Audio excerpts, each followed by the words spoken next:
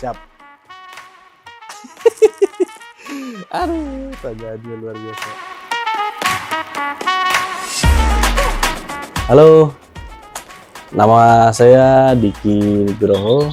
Saya dipanggilnya Diki Dukun. Asik, dipanggil Diki Dukun sama teman-teman. Dan dulu gue dulu sih fotografer ya. Dari fotografer itu lalu baru memulai 2017 lah jadi seorang gaffer. Tapi sampai sekarang masih juga sih ya sebagai fotografer juga gitu. Cuman lebih banyaknya ngerjainnya di komersil. Kalau buat gua sih banyak orang sebenarnya menginspirasi itu banyak orang.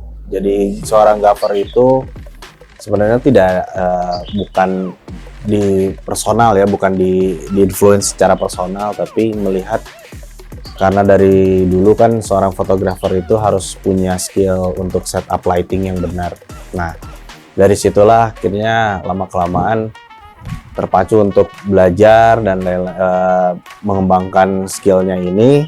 Terus lama-kelamaan juga melihat peluang kebutuhan dan melihat beberapa hal yang akhirnya bisa dikembangkan gitu. Jadi kalau misalkan nanya influence-nya atau terpengaruh siapa, sebenarnya sih semuanya mempengaruhi teman-teman, terus juga fotografer, videografer, juga sineas, para teman-teman sineas, itu semuanya mempengaruhi. Cuma memang ketertarikannya dari dulu dibuildnya, dibangunnya seperti itu, dimulai dari sebuah fotografi, setup lightingnya, dan memberikan sebuah tantangan ternyata, dan akhirnya dipelajari semakin kesini semakin memberikan suatu hal yang sangat-sangat memberikan sangat tantangan yang luar biasa buat saya. Jadi gaffer itu adalah set lighting designer. Jadi dia itu yang memegang peranan untuk sebuah produksi. Dia mengatur atau dia bikin set skema tentang lighting untuk sebuah produksian, baik itu photoshoot atau video shoot. Nah, dulu itu kata gaffer itu sebenarnya banyaknya dipergunakan di ranah produksi gitu. Jadi jarang lah, atau mungkin jarang untuk di fotografinya gitu. Cuman makin kesini ya ternyata memang kondisional nama gaffer itu ternyata di fotografi juga sebenarnya sama aja untuk teman-teman asisten lighting atau yang membantu mengeset skema lightingnya untuk sebuah produksi gitu. Nah, akhirnya lama-kelamaan orang sudah terbiasa mendengar kata gaffer untuk produksian yang dinamakan gaffer itu ya. Dia bertanggung jawab mengenai skema pencahayaan dari sebuah produksi. Awal mulanya karir sebagai gaffer dimulai dari video klip. Jadi dulu saya bareng sama teman-teman dari Ideas. Dari Ideas itu kita bikin beberapa video klip itu tahun 2017. Nah, akhirnya memberanikan dirilah untuk membantu mengeset skema lighting, beberapa skema lighting tentang untuk si video klip itu. Nah, ditambah beberapa dari teman dari Jakarta juga, terus minta tolong untuk dibantukan mengenai setup lightingnya, mengenai treatmentnya bagaimana. Ya, akhirnya dari situlah memulai karir, mulai berani untuk berkarir dan berkarya di ranah gaffer gitu. Karena saya rasa kalau dulu tuh mungkin apa sih gaffer tuh, banyak pertanyaan, gaffer tuh apa sih, penting nggak sih gitu. Nah, cuma sedikit-sedikit membantu teman-teman yang di produksian, sedikit-sedikit diberi pengertian bahwa ya produksi itu memang tetap harus butuh satu tim yang semuanya bisa berkolaborasi, kurang lebih gitu. Jadi untuk gaffer ini sebenarnya dulu ada sekolahnya. Nah, kalau misalkan secara benar itu ada di perfilman. Gaffer itu ada di perfilman, di sekolah perfilman yang notabene memang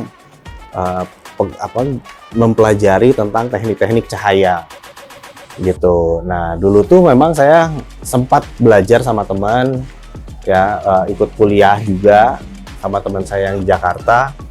Akhirnya belajar dan bagaimana treatment basic lighting itu seperti apa sih di produksian, mempelajari banyak hal dari situ. Cuman ya kemampuan untuk menjualnya belum ada kalau dulu gitu. Jadi sama sekali benar-benar yang apa ya, deg-degan gitu kalau ini bener nggak ya, bener nggak ya, ini bener nggak ya, ini banyak pertanyaan dan banyak wah ini gimana, harus gimana gitu. Nah, akhirnya seiring dengan waktu berjalan dengan kebutuhan juga, ya kebutuhan hidup lah ya. Nah, akhirnya lama-kelamaan mencobalah untuk berprofesi gaffer ini secara maksimal gitu. Jadi tetap sih, tapi kita harus berkembang terus ya, maksudnya belajar. Memang tidak bisa dilepaskan dari sisi itu gitu. Kalau misalkan kita di dalam dunia kreatif, trademark atau ciri khas itu sebenarnya dibilang ciri khas susah juga sih sebenarnya. Kenapa susah? Karena kita tuh ngikutin area teman-teman ya, maksudnya area teman-teman gitu. Jadi kalau misalkan di produksian itu ada director, ada DP gitu, dan ada creative directornya. Nah, kita ngikutin ke arah itu gitu. Kita ngikutin ke area creative directionnya seperti apa. Kenapa? Karena kan kita harus mengikuti area itu dan mengikuti kebutuhan dari si kreatifnya dan si brandnya. Kalau misalkan kitanya mengambil ranah yang lain atau misalkan kita setupnya tidak sesuai, akan terjadi perdebatan dan akhirnya lama-kelamaan jadinya syutingnya lama gitu. Jadi sebenarnya tidak ada ciri khas. Kalau buat saya pribadi tidak ada ciri khas. Cuman kita sebisa mungkin berkomunikasi dengan lancar dengan teman-teman satu tim yang diinginkan untuk si produksi ini seperti apa gitu.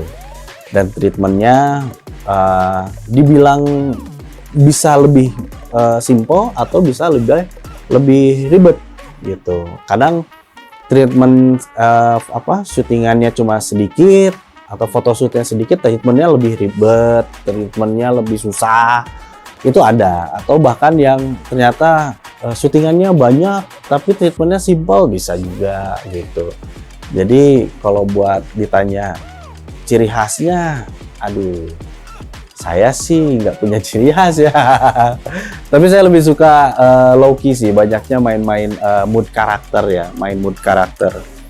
Dan mood karakter itu biasanya ambil untuk campaign atau film biasanya di mood karakter itu. Dan ya masih belajar juga sampai sekarang.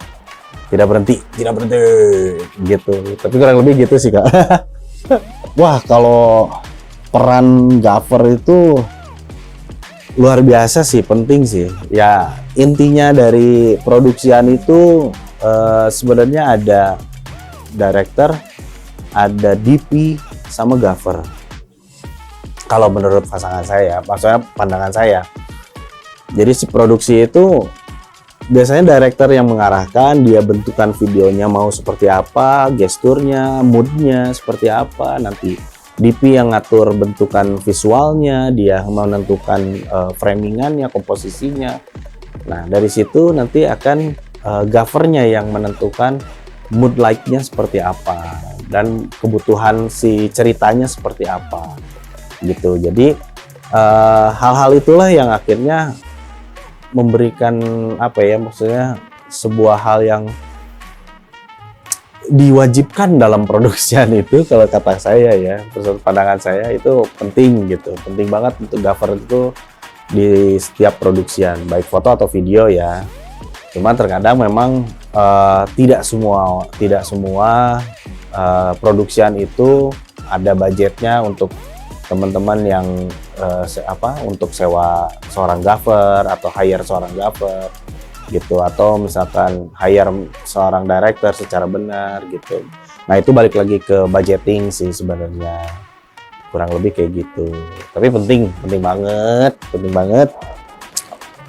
Berkesan dan paling sulit. Berkesan itu video klipnya Burger Kill itu dibilang sangat berkesan dan juga sulit. Kenapa? Karena alat-alatnya menggunakan lampu-lampu stage gitu, dimana lampu stage itu kan sistem nilainya berbeda, sistem setupnya juga berbeda, dan kita akhirnya manual dalam artian kita harus menggunakan teknik-teknik manual di lapangan untuk mengambil beberapa shot gitu. Jadi akhirnya itu memberikan satu pembelajaran baru, di mana memang masih banyak teknik-teknik lighting itu, apalagi kalau misalkan kita di dunia musik gitu ya, ada yang namanya lighting designer di stage gitu. Teman-teman lighting designer itu luar biasa banget, mereka menggunakan konsol gitu untuk mengatur cahaya dan segala macam dan ritmenya.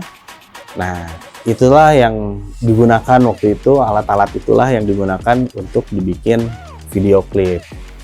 Nah kesulitannya adalah karena saya belum pernah dulu waktu itu memegang alat-alat itu, jadi akhirnya browsing dulu, baca-baca dulu gimana treatmentnya, bagaimana caranya, dan ya dibantu sama teman-teman dari lighting designer. Akhirnya dibantulah untuk mencoba ya pokoknya si syutingnya lancar gitu, biar lancar gitu akhirnya. Tapi itu luar biasa, pembelajaran sekali buat saya. Nah perkembangannya sekarang sudah sangat bagus, orang sudah banyak mulai mengenal gaffer itu seperti apa sih fungsinya gaffer, apa sih keutamaan gaffer itu apa, dan itu tuh udah sangat-sangat baik sekarang. Orang tuh sudah mulai melek lah ya, udah pada tahu gitu sekarang namanya gaffer itu apa dan kebutuhannya apa dan fungsinya apa gitu. Nah semoga sih kedepannya makin banyak kebutuhannya, sehingga teman-teman gaffer juga yang lain itu maksudnya kita bisa bekerja sama dengan segala macam lini, baik foto baik video, itu semuanya bisa berjalan dengan baik bareng-bareng gitu. Nah itu keren sih, itu baik. Wah banyak kritik kritik tuh banyak banget, kritik membangun apalagi ya gitu, tapi kritik yang tidak membangun juga ada gitu. Nah itu hal biasa banget, terima kritikan, terima masukan itu sangat-sangat lumrah.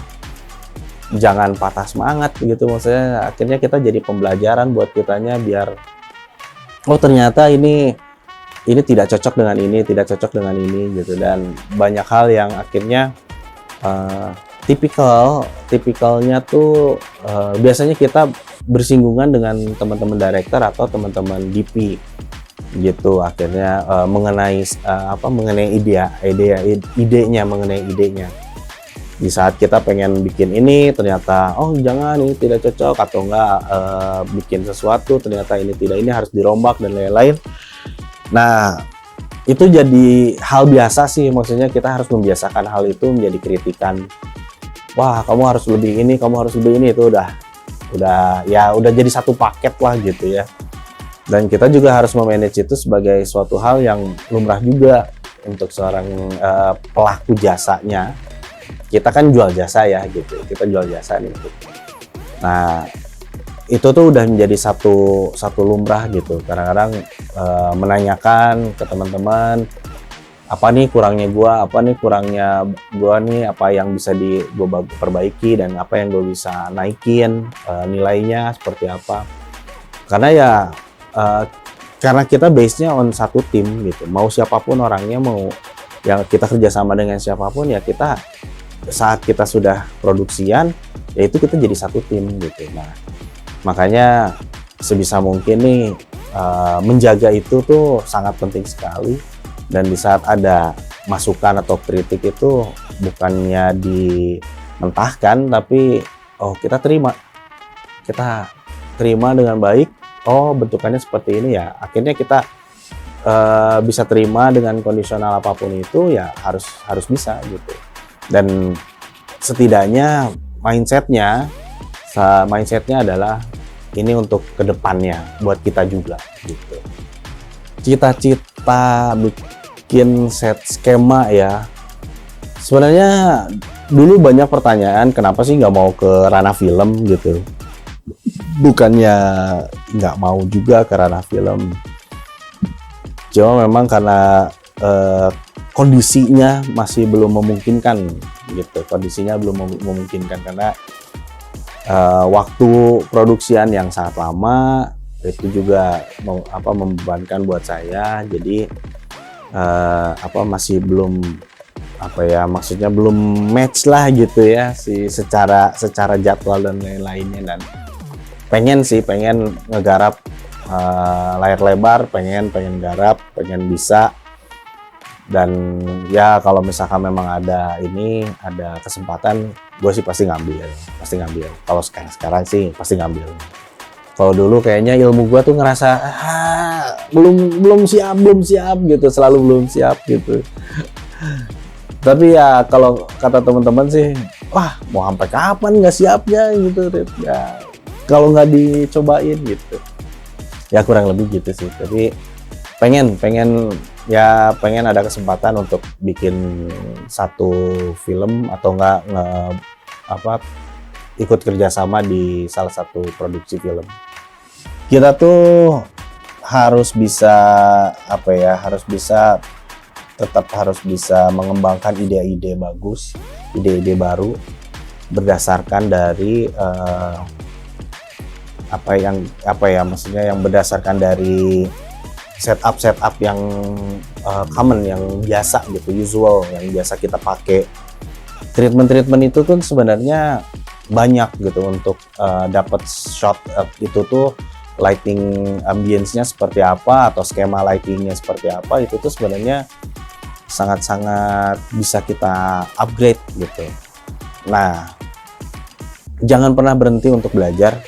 Itu menarik banyak hal gitu. Tidak berhenti belajar itu dalam mulai mengenai alatnya, mengenai skema-skemanya, mengenai fungsi-fungsinya, karena banyak sekali alat-alatnya dan fungsinya yang sebenarnya bisa dirubah atau dibentukkan seperti apanya. Nah, itu tuh butuh waktu pembelajaran. Jadi jangan berhenti belajar, terus menggali, kalau bisa tetap baca tentang hal-hal yang baru, alat-alat baru, tentang browsing gitu mengenai alat baru atau mengenai skema-skema baru gitu. Dan ya tetap menjaga perasaan untuk rasa penasaran. Karena rasa penasaran itu akhirnya menjadi sebuah curiosity, itu menjadi sebuah selera kita, selera seni kita, yang dimana melatih kepekaan kita mengenai treatment itu gitu. Jadi hal-hal itulah yang nanti lama-kelamaan bukan buat orang lain tapi buat kita juga gitu.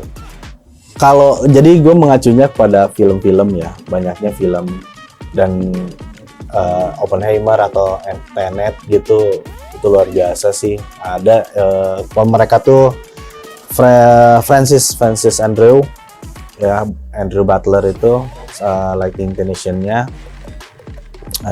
sama Adam Chambers. Nah itu tuh menurut gua ide-idenya tuh selalu luar biasa dan treatment-treatmentnya luar biasa. Sebenarnya masih banyak jujur, tapi lama-kelamaan trademark mereka itu menyesuaikan dengan kapasitas creative directionnya gitu. Dan buat gue sih effortnya luar biasa gitu. Kayak ya kalau di luar negeri kan memang effortnya gede gitu. Kalau misalkan lu bikin satu produksian tuh bener-bener budgetnya tuh luar biasa gitu. Sedangkan di kita kan memang belum bisa sampai ke arah situ. Tapi kenapa kenapa kita tidak mengejar ke arah situ gitu. Jadi ada film-film itulah yang akhirnya banyak menginfluence mengenai treatmentnya bagaimana sih, how to do an artificial gitu, kayak bikin lightning blast gitu dengan banyak hal dan kebutuhannya seperti apa, atau top bikin setup malam itu tapi bener-bener ada lightingnya dari atas banget gitu, pakai kren dan segala macam. Itu luar biasa sih gitu. Jadi banyak hal lah gitu yang notabene akhirnya treatment itulah yang akhirnya jadi patokan buat kita juga gitu. Buat teman-teman yang mau belajar tentang gaffer, lighting, setup lighting, lighting technician, pembelajaran itu banyak banget, pembelajaran di mana-mana mengenai daily, bahasa keseharian itu banyak banget ya. Cuman bagaimana treatmentnya kalau kita bedah itu akhirnya menjadi sebuah treatment. Nah, hal-hal itulah yang terkadang skip atau enggak kelewatkan dari kita sebagai teman-teman gaffer. Padahal pembelajarannya atau skemanya bisa diaplikasikan gitu. Nah, pesan saya sih tetap belajar mengenai treatment lighting karena banyak banget diffusernya, aksesorisnya, terus juga lightingnya banyak banget, kebutuhannya beda-beda, dan tipikal lampu-lampunya juga beda-beda. Nah, itu tuh akhirnya ya mau nggak mau kita harus pelajari itu semua, kita baca dan kita coba untuk menggali lebih dalam. Jadi jangan pernah berhenti untuk belajar, cari referensi macam-macam, segala macam, dibabat aja, dibaca, dicari dan dieksplorasikan, dan juga perbanyak main biar makin banyak link-linknya, semakin banyak teman-temannya.